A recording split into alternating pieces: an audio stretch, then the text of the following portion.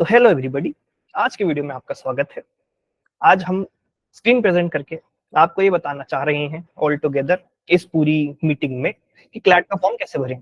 Although आपने बहुत सारी कोचिंग्स के वीडियोस देख लिए होंगे, बट जो वन ऑन वन इंटरेक्शन और डाउट क्लियरिंग के साथ आज हम यहाँ पर बैठे हैं, वो शायद कोई दे, बट मैं आपको स्क्रीन प्रेजेंट करके बताऊंगा।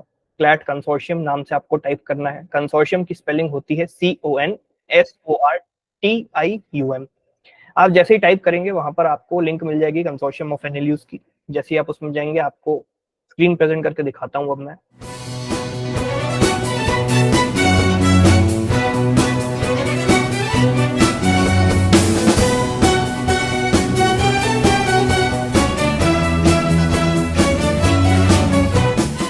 तो हम जैसे इस वेबसाइट पे गए, यहाँ पर आपको सारी पार्टिसिपेटिंग यूनिवर्सिटीज दिख जाएंगी।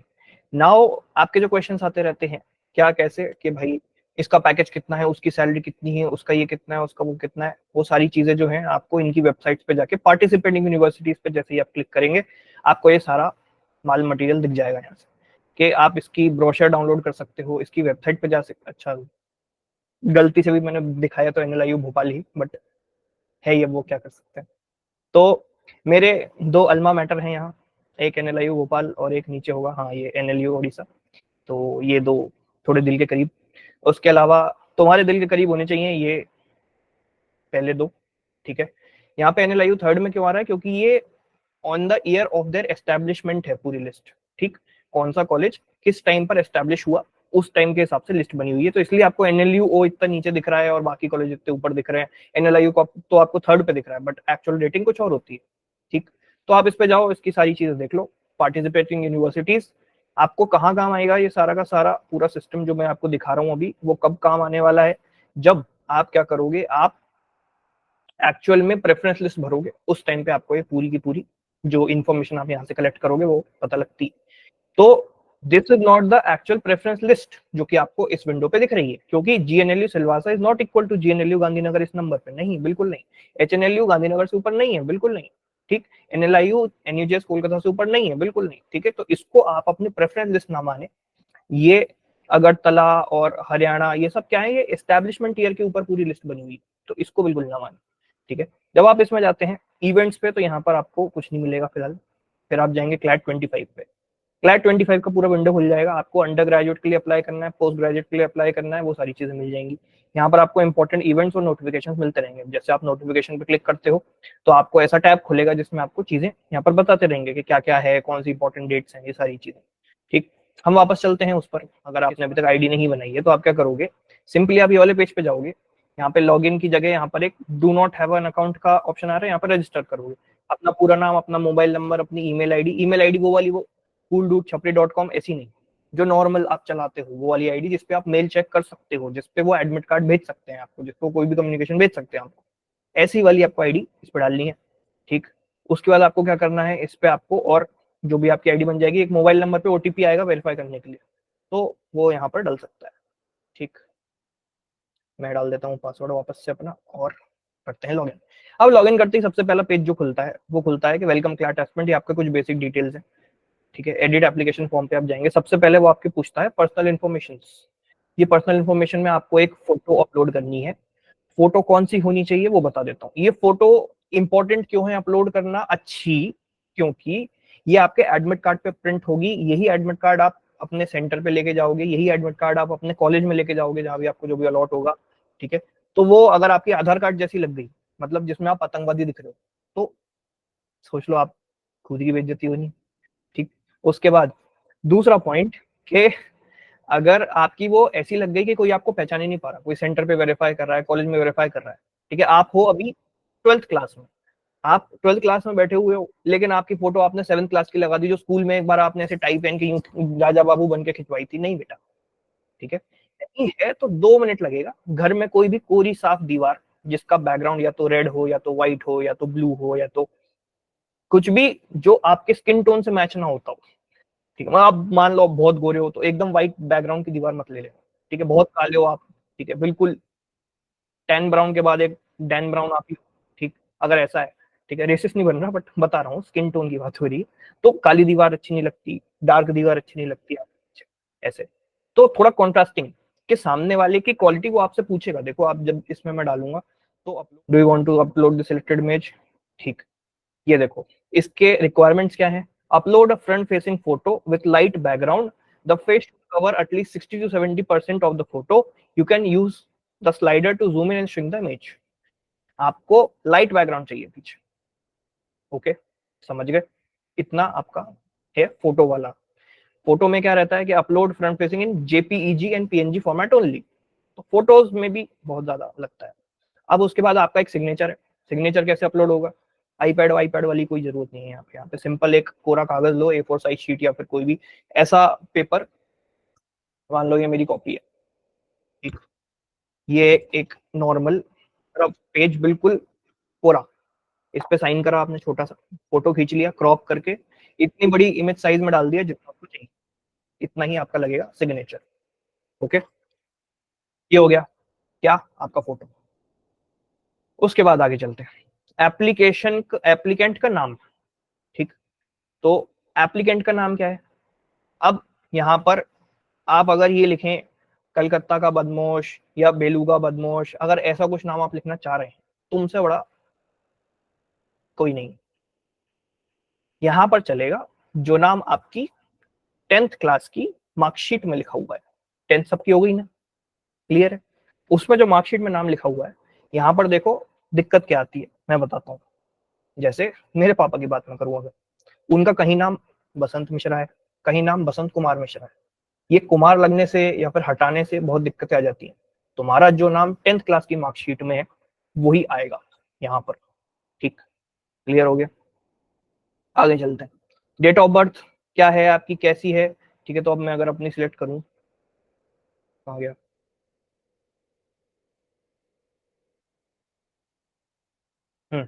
आप ऐसे अपनी डेट ऑफ बर्थ सिलेक्ट करके डाल दोगे।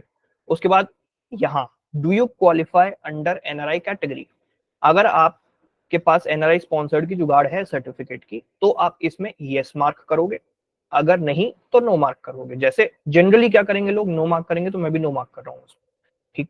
उसके बाद यहाँ पर मैं नाम लिख देता हूँ प्रखर मिश्रा,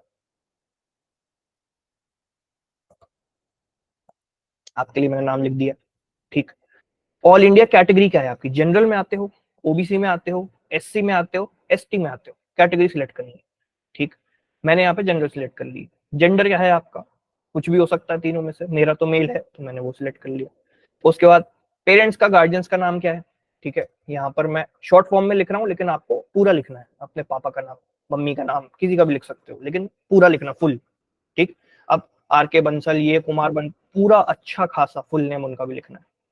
पापा का लिखें या मम्मी का, जिससे प्यार करते हो उसका लिखें, कोई दिक्कत नहीं, ठीक। उसके बाद अगेन डू यू क्वालिफाई अंदर, ये तो अपनी वही है, तो इस कैटेगरी के अंडर मैं नहीं आता तो मैंने नहीं सिलेक्ट किया। क्या आपकी ईडब्ल्यूएस कैटेगरी है, हाँ या ना। तो अगर आपकी है तो यस कर देना, मेरी नहीं है इसलिए मैंने नो फिल कराया। क्या आप पर्सन विद डिसेबिलिटी की कैटेगरी में आते हो, हाँ या ना। यहाँ पर क्या है, अगर आप डिसेबिलिटी है आपकी, तो मोर देन या फिर equal to 40% of the disability होनी चाहिए। मतलब फॉर एग्जाम्पल अगर कोई ब्लाइंड है, ठीक, तो उसकी ब्लाइंडनेस 40% से ज्यादा होनी चाहिए या फिर इक्वल टू 40% होनी चाहिए। मतलब धुंधला धुंधला सा दिखता है, सब कुछ तो नहीं दिखता लेकिन दिखता भी है, 10-15% दिखता नहीं है बस, इसको डिसेबिलिटी में नहीं माना जाता है। 40% आपकी डिसेबिलिटी होनी चाहिए। मतलब चल तो पाता हूँ लेकिन अच्छे से नहीं चल पाता हूँ, तेज नहीं चल पाता हूँ मैं, ये हो गई मेरी 5% डिसेबिलिटी, ऐसा नहीं, ठीक। आपको क्या करना है, आपको डिसेबिलिटी के सर्टिफिकेट में जितनी परसेंटेज मेंशन होती है उस हिसाब से आप क्वालिफाई करोगे इस पे कि आपकी डिसेबिलिटी है भी कि नहीं है, ठीक। उसके बाद चलते हैं बिलो पॉवर्टी लाइन। ईडब्ल्यूएस अलग है, ईडब्ल्यूएस का सर्टिफिकेट अलग होता है, below poverty line BPL card वो अलग होता है। तो अगर आपके पास बीपीएल कार्ड है तो आप इसको सिलेक्ट करोगे, नहीं है तो नहीं करोगे, मतलब नो लिख दोगे उसमें। अब चलते हैं आगे। आगे आपको अपना एड्रेस डालना है, ठीक है। तो चिंटू गली और काला पीला नाका, ये आपका मान लो एड्रेस है, ठीक। चिंटू गली, काला पीला नाका,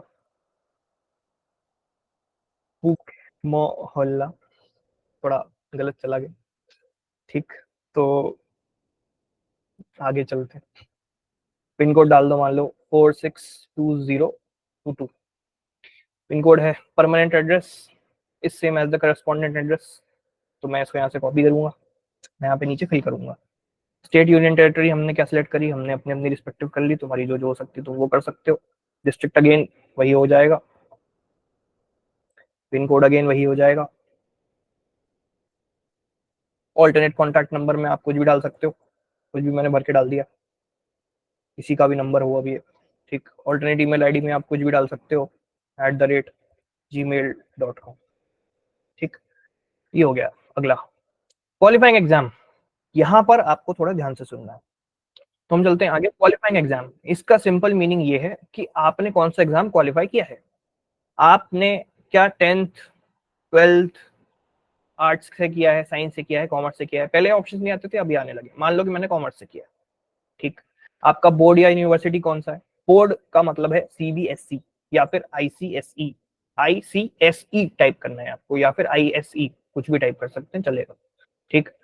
यहाँ पर जो 11th और 12th क्लास वाले दोनों लोग हैं वो क्या चूज करेंगे, अपियरिंग या अपियर्ड, ठीक। जो लोग ड्रॉपर होते हैं वो क्या चूज करते हैं, पास्ड, कि हमने अपना 12th पास कर लिया है। ये चीज याद रहेगी। ड्रॉपर होंगे जो फेल हो चुके हैं, वो अभी भी अपियरिंग है, ठीक। जो ड्रॉपर फेल हो चुके हैं वो अभी भी अपियरिंग है, वो पास नहीं है। जो ड्रॉपर पास हो चुके हैं अपनी 12th क्लास में, वो लिखेंगे पास्ड, ठीक। स्टेट बोर्ड वाले अपने स्टेट बोर्ड का नाम लिखेंगे, मान लो एमपी बोर्ड, मैंने लिख दिया एमपी बोर्ड, ठीक। क्लियर। जनरली क्या है, सीबीएसई लिखोगे तुम, जो जनरल जनता का है। जो 11th क्लास में होगा, फॉर्म भर रहा होगा, वो अपियरिंग अपियर्ड लिखेगा। जो 12th क्लास में होगा, फॉर्म भर रहा होगा, वो अगेन अपियरिंग अपियर्ड लिखेगा, ठीक। यहाँ तक क्लियर है।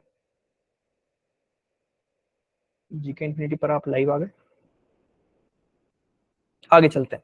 Year of passing. Year of passing क्या है आपका, जिस भी साल आप पास हुए हो, या तो आप इसी साल पास होगे, मतलब 2024 में, जो कि पॉसिबल नहीं है। अगर ड्रॉपर हो तो पास हुए होगे, या फिर आप अगली साल अपनी 12th क्लियर करोगे, तो आप ये लिख सकते हो। जो 11th वाले हैं वो भी ऐसे ही भर सकते हैं, ठीक। क्लियर। वो भी इसको 25 लिख सकते हैं, कोई दिक्कत नहीं है। परसेंट ऑफ मार्क्स हमें पता ही नहीं है, तो हम इसको ऐसे छोड़ देंगे डैश करके, ठीक। मंथ ऑफ पासिंग, किस महीने पास आउट हो गए, अप्रैल में होते हैं जनरली बच्चे, या मई में होते हैं जनरली बच्चे, तो आप वो भर सकते हो। अगेन इसको रिपीट करता हूं, जो भी आपकी स्ट्रीम हो आप यहाँ पर सिलेक्ट करो, जो बोर्ड हो टाइप कर दो। अगर आप 12th में हो या 11th को हो, 11th में हो, अपियरिंग या अपियर टाइप करोगे, इसमें सिलेक्ट करोगे। अगर ड्रॉपर हो तो पास्ट सिलेक्ट करोगे। अगर आपका मंथ ऑफ पासिंग, आपको जनरली सबका मे ही होता है, तो मे ही होएगा। ईयर ऑफ पासिंग, आपकी 12th अगर अगली साल कंप्लीट होने वाली है तो वो सिलेक्ट करोगे। अगर 11th में हो तो भी 25 ही सिलेक्ट कर लेना, कोई दिक्कत नहीं। यहाँ पर एक और हो गया, टेस्ट सेंटर प्रेफरेंस सिटीज। इसका मतलब ये है कि हम किस शहर में जाके पेपर देना चाह रहे हैं। जनरली मेरा खुद का शहर होगा, उसको मैं नंबर 1 पे रखूंगा। अब इसके बाद यहाँ पर बाकी तो प्रेफरेंस इसलिए दिए जाते हैं, अगर भोपाल में जगह ज्यादा नहीं बची और लोग ज्यादा आ गए, कम पड़ गई, तो हम आपको आसपास कहाँ भेज सकते हैं सेंटर देके। यहाँ पर अगर अब मैं डाल दूं कि आप मुझे इंदौर भेज सकते हो, आप मुझे भोपाल के पास में और क्या है ग्वालियर भेज सकते हो। तो एमपी के ही मैंने 3 सेंटर सिलेक्ट कर लिए हैं। इन 99.99% ऑफ द केसेस क्या होता है, आपको आपका पहला सेंटर का प्रेफरेंस मिल जाता है, जो आपका शहर है आपको मिल जाएगा, ठीक है। क्लियर है। भोपाल, इंदौर, ग्वालियर। इंदौर ग्वालियर की नौबत किसी की नहीं आती, मतलब आपके टेस्ट सेंटर नंबर 2 और 3 की नौबत किसी की नहीं आती है। इसलिए आप अपने ही स्टेट का भर दो, या फिर कोई ऐसा सिटी जहां पर आपका कोई रिश्तेदार रहता हो, तो आप उसके यहाँ 1-2 दिन जाके पहले डले हो सकते, मतलब उसके घर जाके रह सकते हो, रुक सकते हो, ठीक। तो जो भी है आप ऐसे सिलेक्ट कर सकते हो। यहाँ पे सिटीज की बहुत लंबी लिस्ट है, क्लैट के सेंटर्स कहाँ कहाँ हैं, बहुत लंबी लिस्ट है, तो यहाँ पे आपको पता लग जाएगा। यहाँ पर मैंने टेस्ट सेंटर की प्रेफरेंस सिलेक्ट कर दिया। रिजर्वेशन, रिजर्वेशन वाला कॉलम जो है, अब आप में एक एक कॉलेज में कौन सा रिजर्वेशन लगता है, ये पूरा का पूरा इसमें लिस्ट दी हुई है प्रॉपर, ठीक। तो एनएलएसआईयू बैंगलोर में अगर आप कर्नाटका के स्टूडेंट हो तो आप यहाँ पर ये टिक करोगे, वरना मैं नहीं हूं तो मैं नो टिक करूंगा।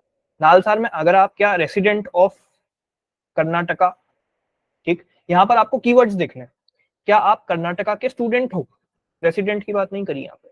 तो क्या करोगे, अगर आपके पास कुछ ऐसा प्रूफ है कि आप कर्नाटका में पढ़ते हो या फिर स्कूलिंग आपकी कर्नाटका से हुई है, तो आप उसका रिजर्वेशन ले सकते हो। अगर आप तेलंगाना के रेसिडेंट हो तो आपको मिल जाएगा नालसार हैदराबाद। मैं नहीं हूं इसलिए मैंने नो टिक करा।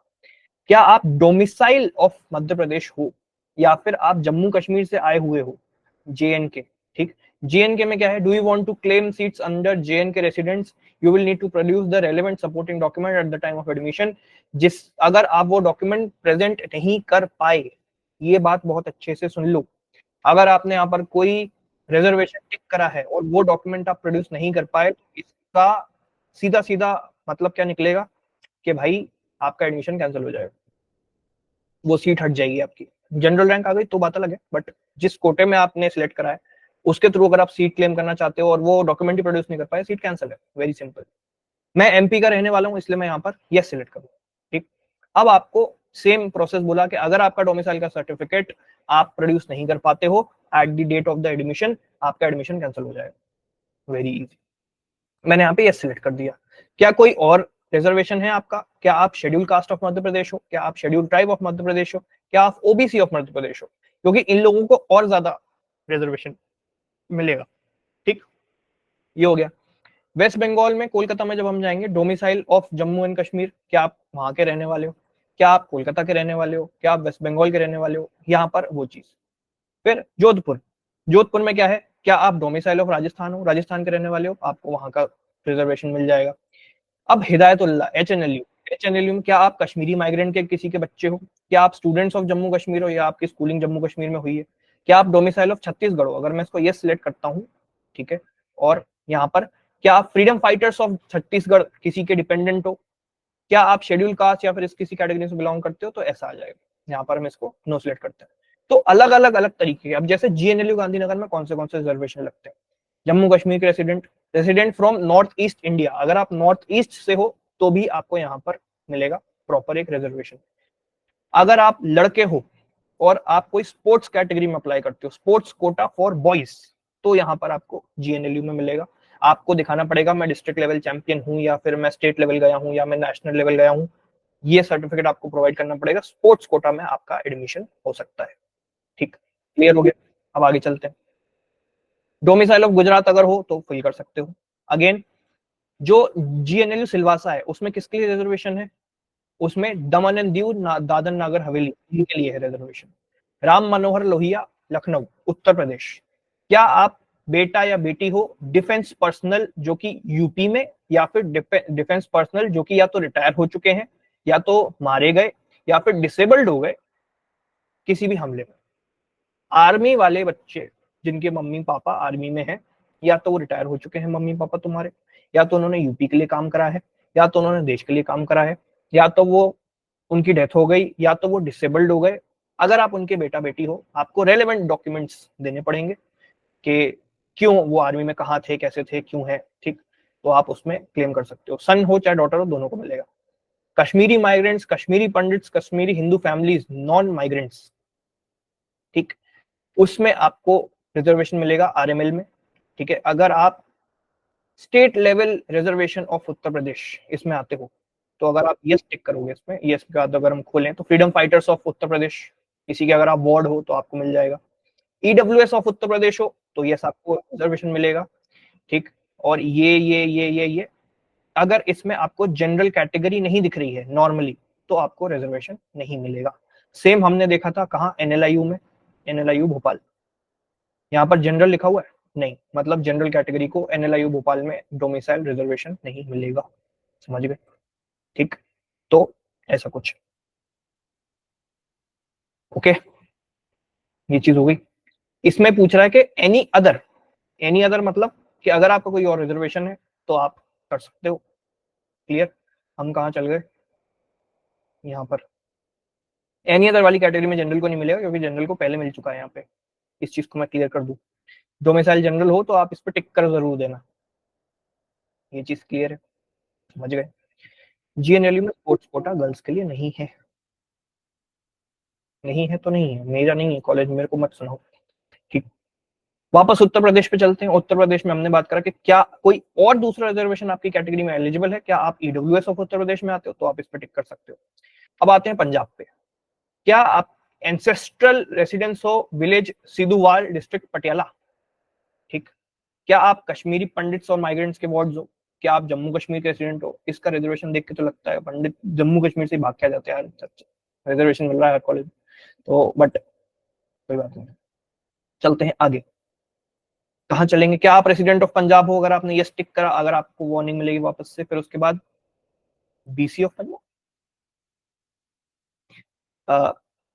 ये समझ में नहीं आ रहा है मुझे बीसी ऑफ पंजाब क्या है तो बैकवर्ड क्लास होगा बेसिकली तो BC of Punjab is backward class of Punjab, ठीक। तो वही है तो that is the backward classes of Punjab. आगे चलते हैं, पटना बिहार, क्या आप स्टेट लेवल रिजर्वेशन क्लेम करना चाहते हो। अगर मैं इस पे क्लिक करता हूँ वापस मुझे वार्निंग मिलेगी और मैं जाऊंगा कि कौन सा reservation, EWS, SC, ST, extremely backward class, ये कौन सी नई क्लास बन गई, ईबीसी, ठीक। Backward classes of Bihar not applicable, ठीक। By choosing not applicable, you certify that you do not want to claim any of the reservation listed in the drop down menu. Yes, I know, not applicable. But क्या मैं general के लिए कर सकता हूँ, कर सकता हूँ, ठीक। कोची हो गया, फिर एनएलयू में अगर आप उड़ीसा में रहते हो तो आपको डोमिसाइल मिलेगा। एनएलयू में जब आप जाओगे, क्या आप person with disability of Orissa हो, ठीक। State level default selection reservation general category of Orissa, इसमें सबको मिलता है रिजर्वेशन, ठीक। जिसमें जनरल को नहीं मिलेगा वहां पर साफ मेंशन कर देगा, जैसे जनरल जनरल जनरल जनरल सब में सबको लिखा हुआ है, सब कॉलेज के आगे लिखा हुआ है कि जनरल कैटेगरी को भी रिजर्वेशन मिलेगा। एनएलआईयू भोपाल में भी लिखा हुआ है कि मिलेगा, सबको मिलेगा, जनरल कैटेगरी को हर जगह डोमिसाइल का रिजर्वेशन मिलेगा, ठीक। इसके बाद वाले जो कॉलेजेस हैं इसमें आपके रिस्पेक्टिव डोमिसाइल लग जाएंगे, जहां जहां के आप जो भी हो डोमिसाइल, उसको आप ऐसे कर सकते हो। यहाँ पर लास्ट में एक चेक बॉक्स है जो कि आपको टिक करना है। इसका मतलब ये है कि उससे पहले मैं ब्लू वाला चेक बॉक्स पढ़ के बताता हूँ। In case of NRI sponsored categories candidates will be allotted a CLAT rank, however such candidates will not be included in the admission counselling process. जो काउंसलिंग प्रोसेस होता है एनआरआई कैटेगरी के through, आप उसमें सिलेक्ट नहीं होते हो। Candidates को डायरेक्टली एनएलयूज को अप्रोच करना रहता है उनके एडमिशन के लिए। उनकी एक सेपरेट लिस्ट बनती है, हर कॉलेज वो अपनी वेबसाइट पे लिस्ट अपलोड करता है जहां जहां आपको एनआरआई के थ्रू अपलोड करना हो अप्लाई, एंड उसमें आप एनआरआई सेपरेट लिस्ट बनती है, क्लैट की एडमिशन काउंसलिंग प्रोसेस के थ्रू अप्लाई नहीं होता है। दूसरा पॉइंट, इसमें मैं ये सोलेमनी अफर्म कर रहा हूं क्या, कि स्टेट इंफॉर्मेशन जो भी मैंने एप्लीकेशन फॉर्म में दी है, जो डॉक्यूमेंट्स और सर्टिफिकेट्स मैंने अपलोड करे हैं, are true to the best of my knowledge. No material information has been concealed. तो फेक डोमिसाइल बन सकता है क्या, अगर बन गया तो आपका एडमिशन कैंसिल, वेरीफाई कर लेते हैं, ठीक। I do here bye select consent या डू नॉट कंसेंट के मेरी डिटेल्स कोई third party admission private universities को शेयर करी जाए। अब आपके पास जो फॉर्म भरने के बाद लॉयड, एसएलएस, इन सब के कॉल्स और एसएमएस आते हैं, अगर आपको वो नहीं चाहते हो कि मुझे फालतू कॉल्स इधर उधर से ना आए, तो आप इसमें सिलेक्ट करोगे डू नॉट कंसेंट। मैं कंसेंट नहीं दे रहा हूं कि मेरा डेटा किसी को बेचा जाए।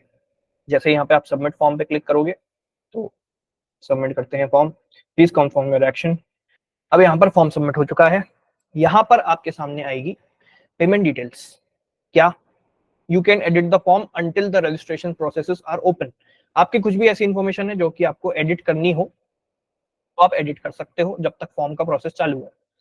Click on the edit application form, ये वाला बटन है, यहाँ से आप एडिट कर सकते हो। आपको अपनी पूरी एप्लीकेशन डिलीट करनी है तो यहाँ से कर सकते हो। मेक पेमेंट पे चलते हैं। एप्लीकेशन फीस है 4000 रुपए। क्या आपको क्वेश्चन पेपर पास्ट ईयर के खरीदने हैं, हाँ अगर खरीदने हैं तो 500 रुपए और दो, तो ये पास्ट ईयर के पेपर्स भी आपको दे देंगे, जो कि आपको जरूरत है नहीं मेरे हिसाब से, क्योंकि आपके पास पेपर है ही, ठीक। तो इसमें मैं नो टिक कर दूंगा। कंफर्म पेमेंट पे अगर अब मैं चलूँ, confirm your action, please confirm your action. यहाँ पर क्या है, amount payable is 4000 rupees. Payment gateway पर आपको पे बटन लेके जाएगा, आप जैसे जाएंगे इस पे करें। अगर कार्ड से पेमेंट कर सकते हो, यूपीआई से कर सकते हो, वॉलेट से कर सकते हो, ईएमआई से कर सकते हो, ईएमआई पे भी कर सकते हो, मतलब हाँ क्रेडिट कार्ड वगैरह से। बाद में पे लेटर वगैरह ऑप्शन यूज करके कर सकते हो, तो नॉर्मल पेमेंट गेटवे है, ठीक। तो बस यहाँ पर अब मैं आपके लिए पेमेंट तो करके बता नहीं सकता, तो यहीं पर ये पूरा एंड होता है जो भी हमारा फॉर्म फिलिंग प्रोसेस है। ये ऐसे ही एग्जैक्टली आपका पेमेंट की जो रिसीट जनरेट हो, उसके बाद जो आपकी पूरी विंडो पे आएगा आपका यूजर आईडी, यूपीआई आईडी, जैसे भी पेमेंट करते हो सबका स्क्रीनशॉट लेके रख लेना, ठीक है। तो यही था मेरी तरफ से क्लैट का फॉर्म भरने का पूरा प्रोसेस।